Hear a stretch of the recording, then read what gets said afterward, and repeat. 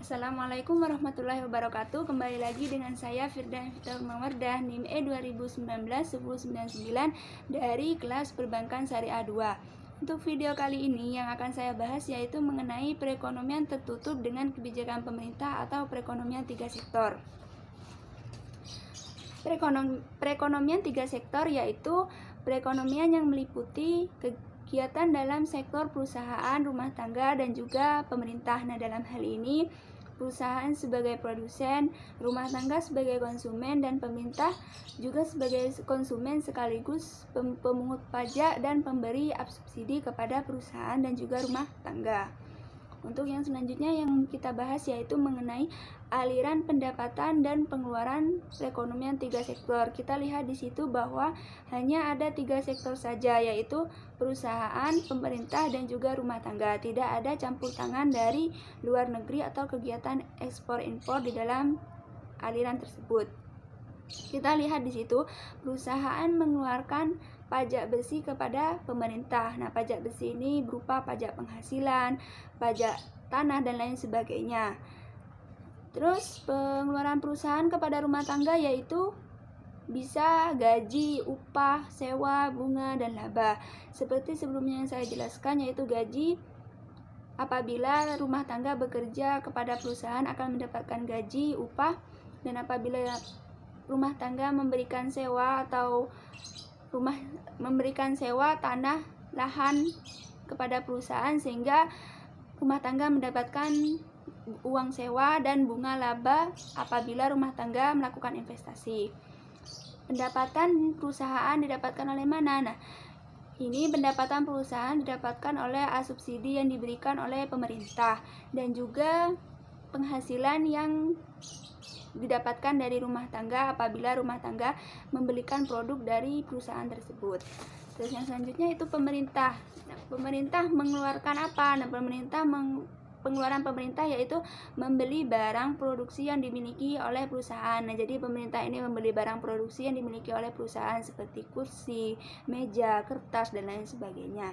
Terus pengeluaran yang kedua yaitu pengeluaran kepada individu berupa gaji, upah, dan lain sebagainya. Misalnya rumah tangga ini bekerja pada perusahaan seperti PNS dan lain sebagainya. Terus yang pendapatannya dari mana? Pendapatan pemerintah yaitu dari pungutan pajak yang dibayarkan oleh perusahaan dan juga rumah tangga. Nah, untuk yang selanjutnya yaitu kita lihat rumah tangga. Nah, rumah tangga di sini mengeluarkan apa? Nah, pengeluaran dari rumah tangga yaitu dengan membeli barang dari produsen, yaitu dari perusahaan, misalnya seperti baju, rumah, dan lain sebagainya.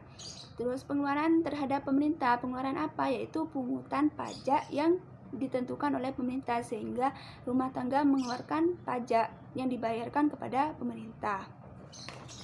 Terus materi yang selanjutnya yaitu adanya campur tangan pemerintah menimbulkan dua perubahan penting. Nah, yang pertama, pungutan pajak yang dilakukan oleh pemerintah menambah pengeluaran agregat pada industri rumah tangga. Nah, jadi pungutan pajak yang ditentukan oleh pemerintah, yang dibuat oleh pemerintah itu menambah pengeluaran agregat dalam suatu rumah tangga. Terus yang kedua, pajak memungkinkan pemerintah melakukan perbelanjaan dan ini akan menaikkan perbelanjaan agregat. Nah, pajak ini akan digunakan oleh pemerintah dalam perbelanjaan negara, misalnya seperti pembangunan dan lain sebagainya. Terus yang selanjutnya yaitu aliran baru dalam sirkulasi aliran pendapatan. Yang pertama, pembayaran pajak oleh rumah tangga dan perusahaan kepada pemerintah. Nah, jadi pembayaran pajak oleh rumah tangga dan juga perusahaan kepada pemerintah ini merupakan pendapatannya pemerintah.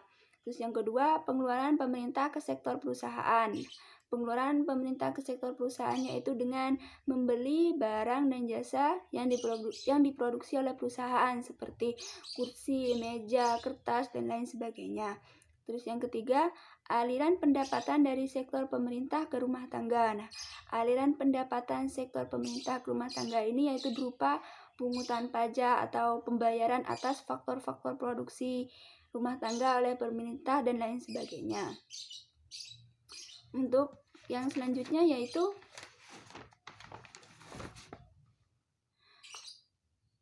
pendapatan yang diterima rumah tangga akan digunakan dengan 3 tujuan, yaitu yang pertama membiayai konsumsi atau C, terus yang kedua ditabung, terus yang ketiga membayar pajak.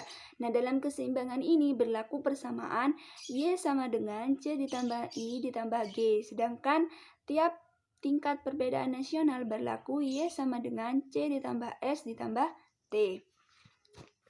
Untuk materi yang selanjutnya yaitu yang saya akan bahas mengenai pajak langsung dan juga pajak tidak langsung. Nah, pajak langsung di sini adalah jenis pungutan pemerintah yang secara langsung dikumpulkan dari pihak yang wajib membayar pajak. Nah, contoh pajak langsung ini yaitu seperti pajak industri, pajak gaji, dan lain sebagainya. Yang kedua yaitu pajak tidak langsung. Nah, pajak yang bentuknya dapat dipindahkan. Nah, pajak yang bebannya dapat dipindahkan ke orang lain. Nah, misalnya dalam suatu perusahaan toko baju misalnya. Nah, itu kan otomatis toko baju tersebut memiliki pajak industri atau pajak penghasilan terhadap pemerintah.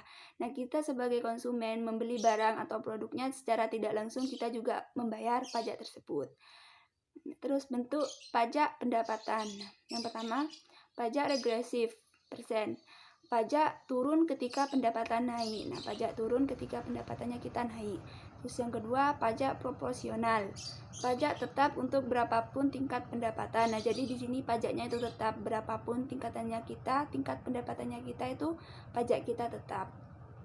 Terus yang ketiga, pajak progresif. Pajak naik ketika pendapatan naik. Nah, misalnya pendapatan kita naik, nah pajak kita otomatis juga akan naik. Nah, itu yang disebut dengan pajak progresif. Terus yang selanjutnya yaitu efek pajak terhadap konsumsi dan juga tabungan. Yang pertama, pajak akan menurunkan YD atau pendapatan disposable income sejumlah T sehingga YD sama dengan Y min T. Terus yang kedua, karena YD turun, konsumsi dan tabungan juga akan turun. Nah, apabila pendapatan kita turun, konsumsi dan tabungan kita juga akan turun. Nah, dari penjelasan yang saya simpulkan di sini yaitu perekonomian tertutup dengan kebijakan pemerintah dan juga dengan tanpa kebijakan pemerintah ini sangat berbeda. Perekonomian tertutup dengan kebijakan pemerintah yaitu meliputi perusahaan, rumah tangga, dan juga pemerintah. Sementara perekonomian tertutup tanpa kebijakan pemerintah hanya meliputi 2 sektor saja, yaitu rumah tangga dan juga perusahaan. Mungkin sekian penjelasan dari saya, sedikit, semoga bermanfaat. Kurang lebihnya saya mohon maaf. Wabillahi taufik wal hidayah. Wassalamualaikum warahmatullahi wabarakatuh.